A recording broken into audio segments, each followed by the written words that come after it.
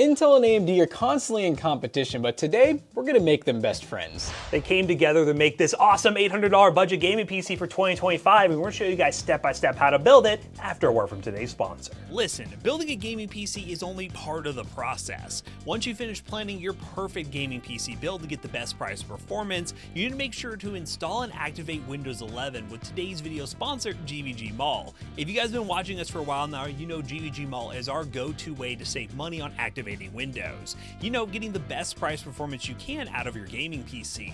It is super simple to get a Windows key from GVG Mall. Use our link in the description down below to find the Windows 11 key. Use code TB20 on checkout to save even more money, upping your price to performance game. Then you'll get a copy of the key sent straight to you. Take that key, throw it into a Windows 11 PC of your choice during the install process or after the install is done, and boom, you now have an activated Windows 11 with access of all the features it has to offer. Guys, friends don't let friends run unactivated Windows. Don't build the perfect gaming PC only to leave your PC unactivated. Use our link down below and use code TB20 on checkout and you'll save some money on your Windows activation.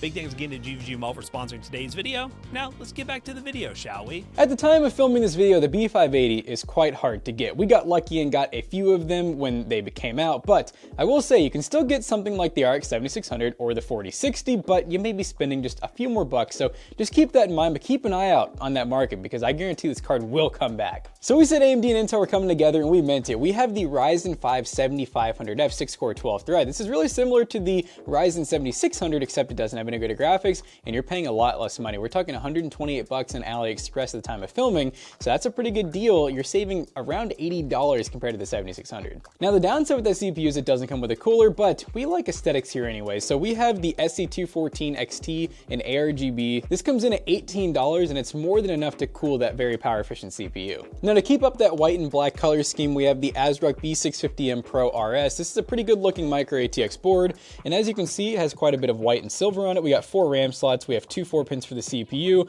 we actually have some VRM covers, we have even more than one M.2 and even a Wi-Fi M.2 lane and extra PCIe. And it's a pretty good board for 120 bucks. Now this is a good price here, $79 for Silicon Power 32 gigs DDR5, and this is the Power X in white. It comes in at 6,000 megahertz and CL30, so pretty good speeds, dual channel, plenty of capacity. And then our usual budget drive of choice, the MP44L from Teamgroup at 54 bucks. It's 1 terabyte, and heck, you can even go 2 terabytes if you want to spend an extra 40 to 50 bucks. Now for the graphics card. This is another Arc B580 build because we just love this GPU so much. This specifically is an aftermarket model from ASRock, the Steel Legend, which comes with a really nice white aesthetic. It is a bit more expensive at the MSRP of $260 versus 250 bucks, but I will say, if you're building an all-white build and you can find this version of the Arc B580, I highly suggest it. 3-fan model, it's gonna have RGB, and yeah, I'm excited to see how this pairs with the 7500F. Good old Segotep. 650, 80 plus gold power supply, perfect for this build, coming in at $49. It's a really good option that you can get for a little bit of wiggle room to upgrade in the future, but honestly,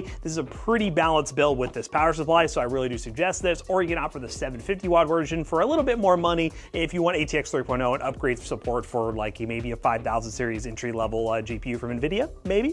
This is a little bit different for our step-by-step build guides. We have these Asiahorse white sleeve cables that we picked up for a grand total of 25 bucks.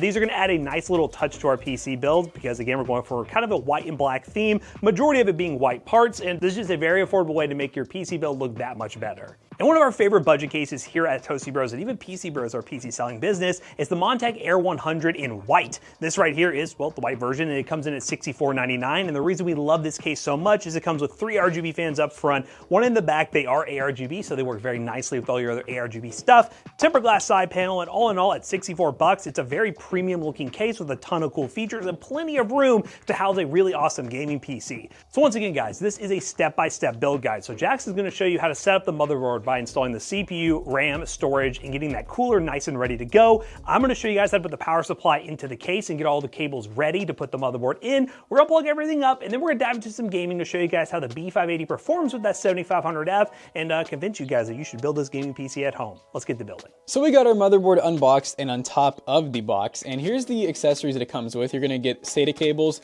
and a whole lot of M.2 screws, but I already have my 7500F open here. There's no pins, so you don't really have to be too careful with this. But the first thing we're going to do is go ahead and open this latch here, and then it's going to open like so. And then you're going to notice a little arrow that was also up here. That's on the CPU too. And you're going to see the little notches line up. So these two little guys right here, and it should just fall into place. If it doesn't, just kind of nudge it, make sure you don't push down, because that's how you bend pins. And if you bend pins, your computer is not going to work right. So now what we're going to do is get that into place, push that down. Sometimes it pops off, sometimes it doesn't, but now our CPU is held into the socket and good to go. Next up is the M.2 installation. So we're going to take a PH1 Phillips, which is going to be a little bit smaller than your standard one, and we're going to go ahead and take off the top heatsink. And that's how we're going to keep our Gen 4 SSD nice and cool. So once the top of the heatsink is off, we are going to remove this peel here, and that'll give us our thermal pad. And then we're going to take our M.2, we're going to line up the notch. It does go in an angle, so it goes in an angle like that. And then we're going to hold this down. This part's a little bit awkward. Make sure you install the heatsink with the letters facing down. And you basically just want to make sure that that M.2 doesn't come unseated while you're doing this. Alright, we're lined up. And make sure you kind of go back and forth in the opposing corners, just because you don't want to put a whole lot of pressure on one side of the M.2. And you don't really need to do these super tight. Basically just hand tight, but make sure it stays in place. Now let's move on to the RAM. So for the RAM, we do have 4 slots, but we're only going to be using number 1 and 3 or 2 and 4, depending on who you ask. But as you can see, it does say A2 and B2. It says first. So those are the ones that you're going to use. If you have 4 sticks, you just completely populate it. And once again, just like the NVMe, we do have a notch, which it looks like this is not the right way. DDR5, the notch is very close. So just like that, once the notch is lined up, use both hands, make sure you kind of do opposing pressure. And if it doesn't go in all the way on the other side where it latches, just push down a little extra hard, because you don't want to have to reseat your RAM later. So same thing, let's see if we can get it in one go here. Ah, there we go. So now the RAM is installed. You can see these are completely closed, so we don't have to worry about the RAM not being read properly. Let's go ahead and install the cooler, which is the last step for the motherboard. So for the cooler install, we do have to take off the stock AMD brackets. So that's going to be 4 PH2 screws. I'm using the PH1 because I'm different. All right, and then we're going to open up the red standoffs. Red means AMD. And it's going to come with 4 screws as well. Let's go ahead and get all those open. There we go. Looks just like that. And now what we're going to do is put the standoffs on first. So they just kind of plop on there.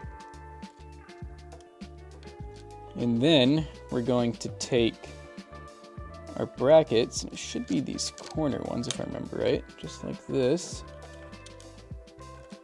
There we go. You can kind of just start those by hand. Let's go ahead and do the other side. All right, and now we'll do our opposing corner method, just so that back plate doesn't get super pinched on one side. I don't even normally do it like this, but we're doing it like that today. All right, so our brackets are completely installed now. Now we want to get out our thermal paste. It comes with this, but I'm gonna use it a little nicer. This does work though, but we want some cryo fuse from Cooler Masters, some stuff we got lying around. Now I'm gonna go ahead and do. Stuff's thick. We're gonna go for like a good line, and normally I kind of, well, that's like really thick. It's like not even, okay, I think we're just out of thermal paste. This is great. All right, it's time to use 2 different thermal pastes. Works great, I promise. When you combine 2 thermal pastes, you actually get double the conductivity. All right, we're actually just gonna use some Arctic at this point. Spreads much better. But I'm just basically making sure that once I put on the cooler that we get a really good spread. So now, which looks like the cooler, we're gonna do it this way. You'll notice how this side has more length compared to this side. That's so when the fan goes on here, you're not hitting your RAM. But we're gonna go ahead and take this peel off, and we're gonna go ahead and line up these screws. Okay. And we're just gonna go a little bit at a time, because these are spring loaded and you really don't wanna dent your CPU, putting too much pressure on one corner. Feel good about that. Here we go.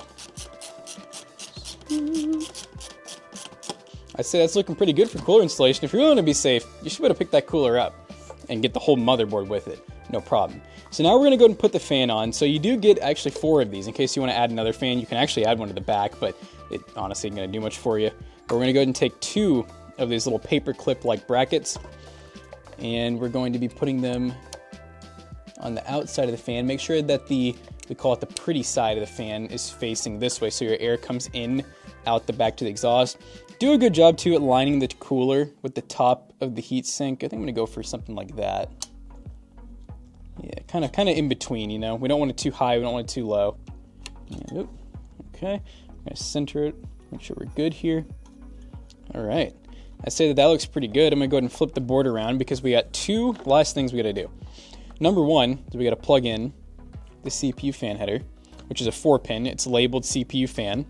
And then the other thing we don't even need to plug in yet. We're just gonna kind of run it behind the board just so that it kind of gets that crease in there. And that's it. I mean, look, it was that easy. So now at this point, we got our NVMe, we have our RAM, we got our CPU, we have our cooler, and now the motherboard is ready to go inside the case once Matt shows you guys how to do a couple other things. Don't forget the I/O is built into this motherboard. All right, guys, what I'm gonna do first to get out of the way, because it is pretty time consuming, is putting combs on the sleeve cables. So what we're gonna go ahead and do is take out our sleeve cables. This is the 24-pin. We're gonna need this one. Let me move this out of the way here. We're also going to need, I believe, is that a 8-pin? Yep, so we're gonna need a CPU 8-pin. You can tell because it's 2, 4, that's separated. 4 plus 4 equals 8, right, Jonah? Yeah. All right, so we'll put this right here. And we're also, for the GPU, it needs 2 GPU 8-pins. So this one right here is a 6 plus 2. So we're gonna need one of these, one 6 plus 2. And then we're gonna need another 6 plus 2. Perfect. So these are all the ones that you are going to need. These right here can go off to the side, don't have to worry about it. These right here are what we call combs, which if you're gonna go the route of getting sleeve cables, you most certainly better put combs on your cables. So we'll go ahead and open this up here so we can see what these look like. So what these basically do is keep the cables nice and cleanly separated, so when they bend, they actually bend cleanly. As you see right now, they don't. They're kind of like all over the place. So what I like to do is just make sure I'm doing this right. I'm gonna go over to the motherboard real quick, plug this in, and as you see, you want your comb with the lettering to be on this side right here, basically on the other side of the clip. So I'm gonna show you how to do one comb for each one, then we're gonna speed things up a little bit and just get it all done because it is kind of a tedious process. But I'm gonna go ahead and take this comb right here, and as you see, when we go this way, we want the lettering to be like this. So we're gonna first start by pushing the far left one in, followed by this one in like so. It's kind of like sewing in a way, but you just gotta keep pushing that all the way through. Just keep doing it. You can see how this can be kind of tedious at times. But we're gonna rock it that way. And just like that, we now have a comb which allows us to pull like this, and look how much cleaner that looks versus this. So I'm probably gonna add about maybe 2 more on this one. For the CPU, I don't really add as many because it's not as visible in this case, but we're gonna do the same thing. We're gonna check here, okay? So it folds over like this. So we're gonna want the comb to be right here. So we're gonna take one that supports 4 across out of these combs, take 4, and do the same thing again. So 1, 2, 3, 4. It's okay if it takes you a little while to do this because it can be kind of tedious. I've done these a lot. So we got this done here. We're gonna go ahead and get our PCI power. And these, same deal, they're the same thing. So I'm just gonna show you how to do one of them. We're gonna take one, have the logo side facing up, which I'm gonna triple check. I think, no, oh wait, it's actually wrong. I was wrong. Okay, so it needs to go down because the clip is on the down side. So we'll go ahead and come back over here. This is why I always check this, because then I would have been very upset putting that in, being like, oh, that's upside down. So clip side down, and we're gonna take this and go ahead and run a comb. Sometimes I just want to separate like that. Okay, so we got that one there. Again, I'm gonna do the same thing for this one. This is the exact same cable, gonna run it the same way. I'm probably gonna do about 3, 3, 2, 3 is kind of what I'm gonna run with. You could do more, you could do less, depending on what you're working with, but I'm gonna go ahead and get these all ready, and then we'll get the power supply into the case. Okay guys, we have our cables nice and combed and ready to go. What we're gonna do is get our power supply out and go ahead and connect these to the cables on the power supply. It does make cable management a little bit more difficult because you are adding basically an extra length of cable here, but honestly, for the looks that we're getting, it's definitely worth it. We're gonna go ahead and take our 24-pin here and plug it up to our 24-pin extension. Boom, we're good to go. We're also gonna take one of our PCI powers. Let's see, where are the PCI powers? This right here is a PCIe power. We're gonna go ahead and plug it up here. Now you could run off this extra little pigtail, but honestly, since there is another individual one, it's always better to run individual power connectors instead of these like split off ones. So we'll go ahead and take, not that one, the other PCI power into the other PCI power, plug it in. It's not the end of the world if you run it off the pigtail, but you know, I just don't like to do that. And then our 8-pin right here, there's only one right here. Look at that, CPU. Take that, line it up, and boom. Now our power supply, albeit it's a little scarier, is ready to go. We're gonna go ahead and take our power supply and we're gonna put it inside the case. We went ahead and took this bag out of the case that comes with all the screws you need and a couple zip ties for cable management. Took the glass off and the backside off and put it away somewhere safe so you don't actually knock it over and will break your tempered glass. And we're gonna go ahead and install our power supply. So as you see right here, the power supply goes in this spot And what you're gonna go ahead and do, is I'm gonna whip these cables around to Jonah, there we go, is we're gonna take our power supply, and we're going to slide it in fan side facing down, like so, until, I'm doing this at the most awkward angle possible. Is that lined up? Something like that. So you'll see the 4 screw holes that I can't see at the moment. Jonah's gonna point them out. Perfect. So those are the ones we're gonna use, and I'm gonna go ahead and take this bag of screws that you get with your power supply that comes with, again, more cable ties for cable management. And we have our good old coarse-threaded power supply screws, which we'll do some comparisons later, but this is what coarse-threaded power supply screws look like. They got this little cap on the top, and they are coarse-threaded. So I'm gonna go ahead and take my PH2 screwdriver, move my arc box out of the way. What I'm gonna go ahead and do is try and maneuver like so. And we're going to go ahead and screw in the power supply like so. And our power supply is now installed. Yay, easy peasy. Now we got to get our motherboard installed, which to do so, we need not an IO shield this time. I'm using these build guides needing an IO shield. This actually comes with a built-in IO shield. We're just gonna remove this peel on to make it a little bit easier. Oh, that was a party foul. But hey, we're gonna go ahead and lay down our case now, because then we can install our motherboard as long as all the standoffs line up the way we need it to. Let's go ahead and lay it like this, lay it down, lower the table a little bit. So it looks like just on visual inspection, we need to add these extra 2 standoffs. Again, you don't have to do that, but if you're already here building the PC and you want it to be perfect, we might as well add it. And I believe, yes, Montech does give you the tool required. Shout out to all case companies for giving you the tool required. And this one's a silver one, we'll add to our collection. And we're gonna take this right here, which is a little standoff tool, and we're gonna add a couple more standoffs. There's 1 and 2. So you go ahead and take your PH2, put it on top of the screwdriver like so, take your standoff, and we're going to add 1 right here and 1 right here. I'm gonna screw that in. Don't over torque that, because you can definitely strip it out. And then this one right here. Boom. Those are good, nice and secure. Now we're going to take our motherboard by the cooler, because you can do it in this case. We're gonna pick it up, and you see this little extra cable that's kind of dangling around. You wanna try to drop this between this cutout right here behind the board, because you're gonna wanna plug that up to the ARGB that this case has. So as you see, I just kind of fed that through like so. We're gonna slowly drop this motherboard in while also pushing those cables through. Just take your time, guys, you got it. Make sure that you don't pinch this cable right here. There's a cable on the fan. Make sure you do not pinch that. So pull that out of the way. This cable's being quite difficult. There we go. And now, as you can see, we have all our standoffs ready to go. So you got 1 right there, 1 right there, 1 right there, 1 there, 1 there, 1 there, 1 behind this cooler, and 1 over by the CPU power. We're gonna go ahead and take our fine threaded screws, which look like this, by the way. So here's a fine threaded screw. There's a coarse threaded power supply screw. I could have used these silver ones actually. You know what? Whatever, too late now. But you can do that at home. This right here is what we're gonna use, and we're gonna go ahead and screw in the motherboard.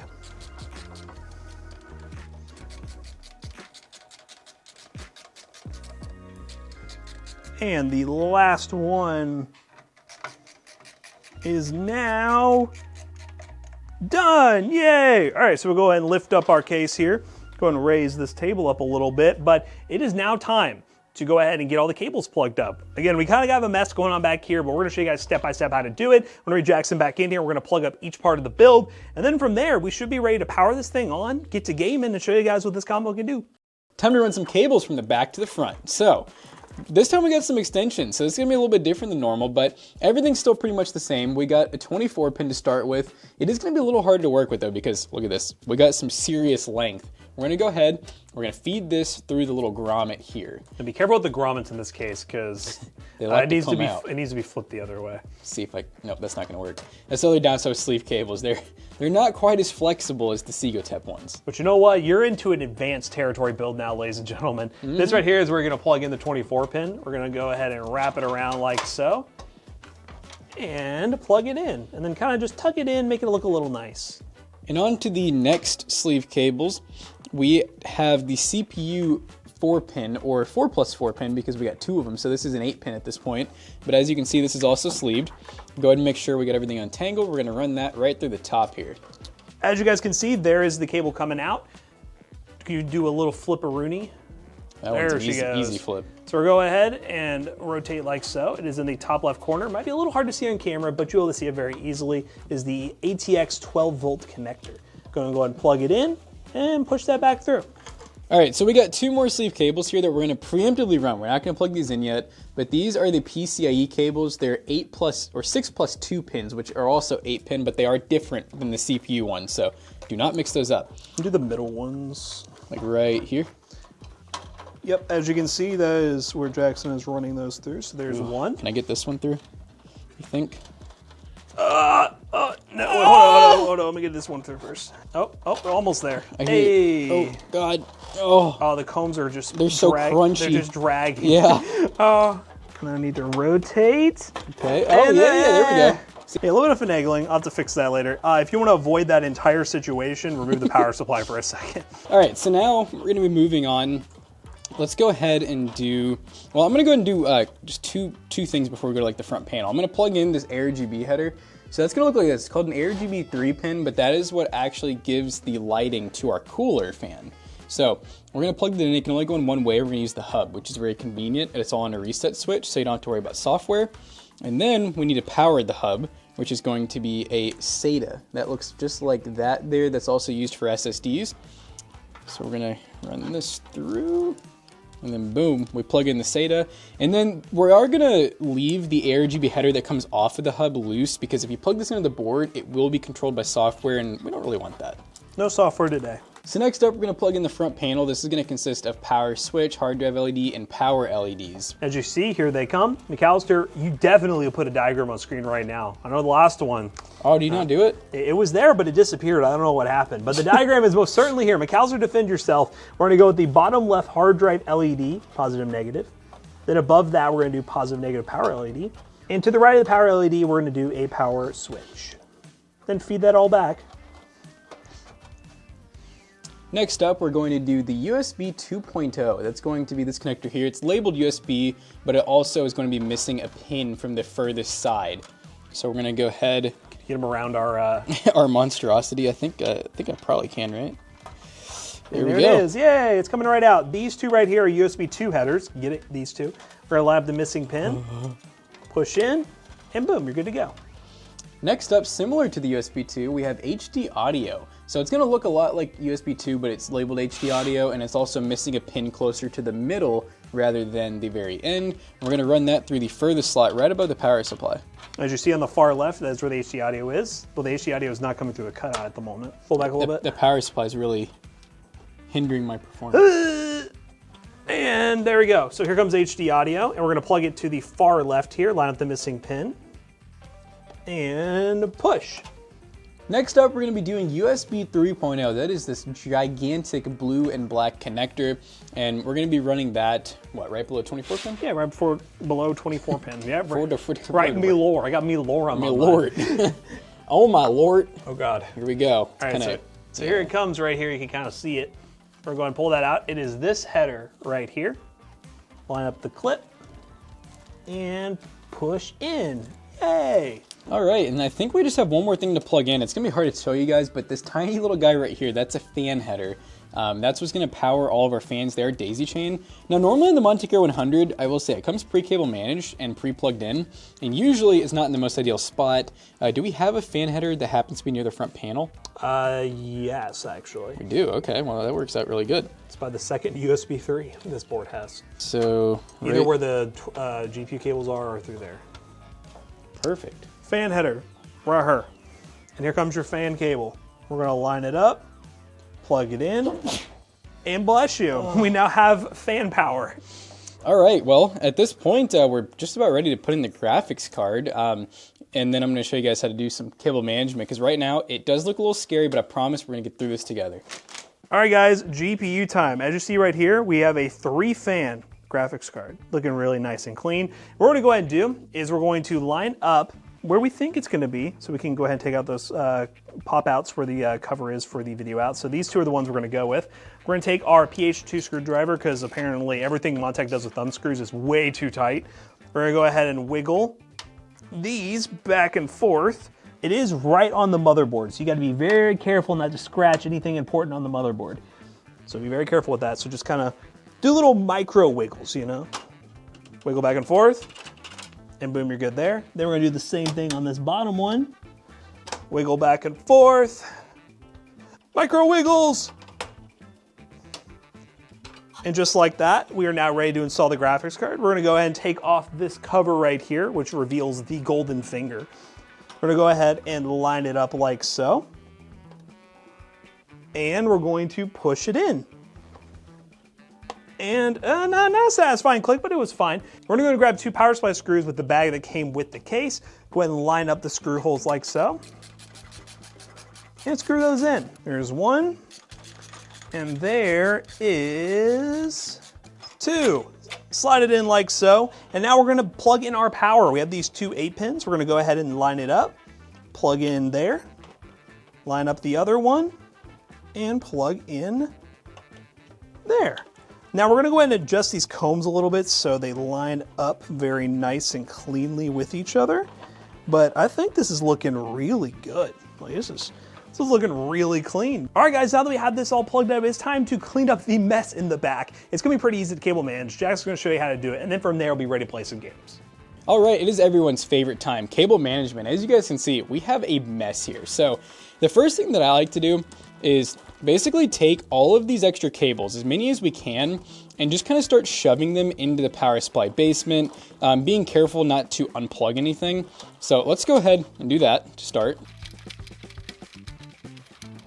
And hey, if you're not using a hard drive, feel free to use that hard drive cage to shove even more cables.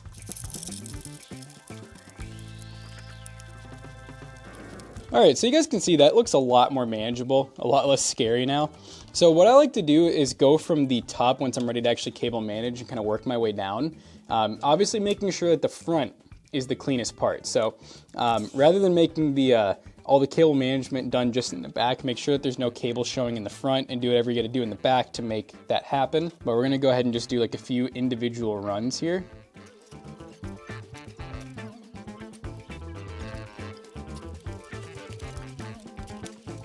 And obviously you want to make sure that your side panel will actually go on. So that means sometimes you got to kind of split some of the cables up. You can't always run them just in one super clean run. It'd be nice if you could, but that usually makes sure the side panel just won't go on, especially in these smaller micro ATX cases. All right, and then as usual, I always tell people to kind of leave the actual basement area kind of loosely cable managed, because if you ever have any issues, that's going to be where all of your cables are, especially if you need to take that power supply out for any reason. You really don't want to have that super tightly cable managed. So now we're going to take our flush cuts. We're going to go through, cut all of our excess cables. Now would be a good time to look in the front too to make sure you don't have any cables that are like kind of awkwardly running across the board or anything like that. Make sure there's no cables running across open cutouts. But at this point, we should be ready to throw the back panel on here and then turn it on and see if it works. All right, guys, it is now time to turn on your gaming PC. Oh, it works! Yay, it works! So this one is a more difficult build to put together with the sleeve cables, but other than that, very straightforward. Now, let's get to some benchmarking and show you guys what it can do. All right, guys, we're kicking things off with Fortnite at 1440p DX12 with far view distance and low textures on this B580 and 7500F combo. I'm excited to see how this performs because the last build we did with the B580, we did it with the i5 12600KF, and then also we did it with a 7600X, and the performance was very solid. Now there has been some things that have come out about driver overhead issues when it comes to the B580, meaning there are some situations where with a lesser CPU, and I would say this would probably be the floor of a CPU I'd recommend for someone to go with the B580. If you were the much lesser CPU, like an older 5000 series Ryzen, you could have an issue where the RTX 4060, for example, or 7600 at the same price is substantially better because of the driver overhead issues. So that's something we will do more testing on when we do our cheapest possible Intel Arc build, but it's something to keep in mind. This is probably the floor I would recommend somebody go out of their way to get the B580. And it might make a problem where if you are trying to upgrade an older PC with a B580, it's less recommended. But either way, the performance is still awesome. Okay. Oh, I was gonna say I was gonna die there. Okay. Oh, I had the wrong gun out! What? Poor guy. Oh, That felt good. Not too bad. Not too bad. Fortnite runs pretty smooth. It sometimes gets below 200 FPS at times, but I would say it's pretty solid. This is definitely much more a test of the 7500F, but I will say older gen Intel Arc cards definitely had some issues with Fortnite, so it's good to see, even on these settings, that we're still getting a pretty playable experience. They actually have nothing. Okay. All right, guys, let's go and switch to the next game. All right, guys, we are playing a new to the market game, Marvel Rivals, and we're currently running 1440p Intel XeSS set to balanced, and we're doing low settings because this game is kind of a hard esports to run.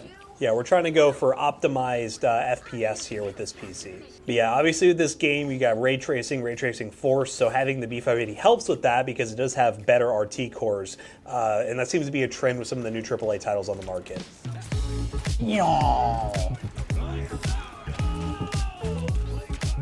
No assemble. Just keep ulting. Oh. Get out of my lobby, son. Oh my god. He's got that ult. He's got that ult. And, oh! Got him. But then I have to kill him this time, which I don't think is going to happen. Nope. Ah! Oh no. I do not like that whale.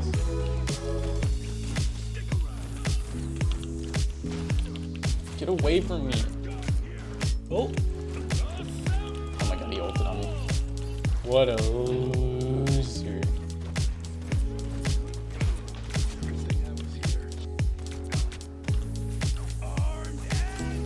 Oh yes. Again! Ah. I gotta kill this guy. Oh no, he's getting heals. Oh, Overtime. did Ace. Let's go. We did it. Team little White. little J-ball got aced. All right, well, Marvel Rivals, we got a dub, and pretty consistently over 100 FPS. We're doing great, guys. We'll run those other benchmarks and wrap this video up real quick.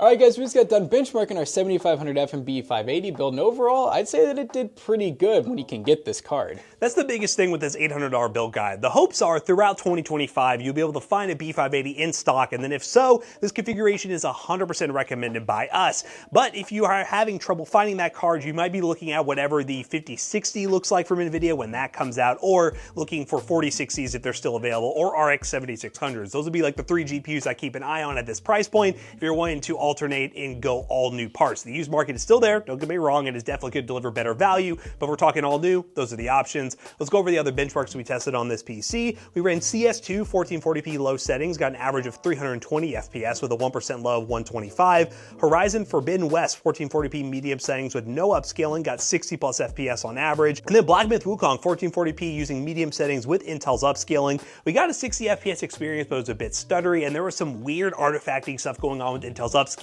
It's not perfect, especially compared to FSR and DLSS. And lastly, our 3D Mark score was 13,303, which is a 6 cent per point score. Always like to put that out there that Intel GPUs do exceptionally well in 3D Mark benchmarks. So again, the value is really awesome here. The B580 is an awesome card, but if you can't find it, there are other alternatives, and we'll use those links down below, which are affiliate links. They will help us out to build this gaming PC yourself, but let us know in the comments down below. Do you like this $800 build? But as always, we hope you guys enjoyed today's video. If you did, check out our other two YouTube channels and also our twitch.tv/ToastyBros. Do not forget to like, comment, and subscribe. And we'll see you guys on the next one. Bye-bye. So this PC right here will be for sale at PCBros.tech, and we have a lot of other PCs to choose from once this one's sold. PCBros.tech, we sell awesome gaming PCs that we feature here on the Toasty Bros YouTube channel and ones that are ready to ship on the website. So go check out the website today if you don't feel like building one yourself. Use code Toasty Bros on checkout. You'll save 3% in your next purchase. See you guys later. Bye-bye.